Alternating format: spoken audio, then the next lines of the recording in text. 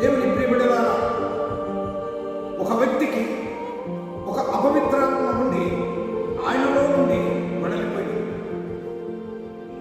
వెడలిపోయిన తరువాత ఇంకొక శరీరం తనకు కావాలని అనేక చోట్ల వెతికినది, కానీ తనకు అనుకూలమైన శరీరము, అవసరమైన శరీరము ఎక్కడ దొరకలేదు.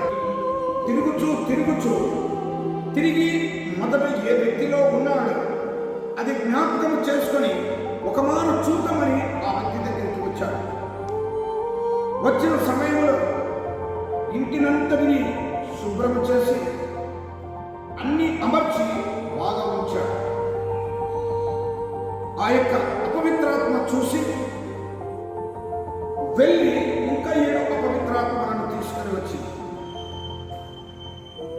ఆ అపవిత్రాత్మలో 7, ఈ ఒక ఆత్మ 8 కలిసి తిరిగి ఆ వ్యక్తిలోనికి ప్రవేశించి మొదట ఆ వ్యక్తి పొందిన బాధలు, కష్టాల కన్నా కడపడి స్థితి ఘోరమైపోయిందని చెప్తుంది. అనేక సమయంలో మన జీవితంలో మనకు ఏదో ఒక సమస్య ఉంటుంది. ఈ అపవిత్రాత్మ పట్టిన వ్యక్తిలాగని ఆ ఒక్క సమస్య పోయిందని మనం అనుకోవచ్చు. పోయిన తర్వాత బాగున్నామని మనం అనుకొని ఆ ఇంటిని ఆయన పరిశుభ్రపరిచిన రీతిగా మనము కూడా మన జీవితాన్ని పరిశుభ్రముగా, మన ఇంటిని పరిశుభ్రముగా ఉంచుతున్నాము. కానీ ఉండవలసినటువంటి మన జీవితంలో ఆ పరిశుద్ధత లోపమై ఉన్నది.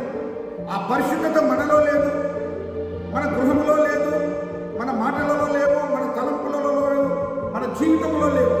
అందుకే మొదట ఉన్న ఒక్క సమస్య పోయి ఆ 7 దయ్యములు తిరిగి వచ్చిన రీతిగా అనేకమైన సమస్యలు తిరిగి మన జీవితంలో అవి వస్తున్నవి. నువ్వు పరిశుభ్రంగా ఉంటున్నావు, కానీ నీ జీవితాన్ని పరిశుద్ధంగా ఉంచుకోలేకపోతున్నావు.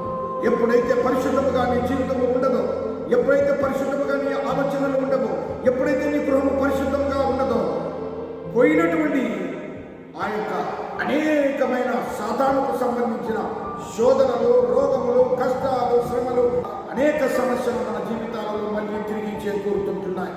పరిశుభ్రత వరకే నీవు పరిమితి వైద్యువా? తిరిగి ఇవన్నీ నీకొచ్చి మొదట ఉన్న చిన్న సమస్య కాకుండా అనేక సమస్యలు చుట్టుకొని మొదట చిన్న రోగముతో బాధపడేవారిని ఈ సమస్యలన్నీ చుట్టుకుంటే మరణమవుతావు. ఈ సమస్యలన్నీ చుట్టుకుంటే బయటికి రాలేకపోగా విలవిలలు ఆడుతూ కొట్టి మిట్టాడుతూ చివరికి ప్రాణాలు వదిలేస్తావు.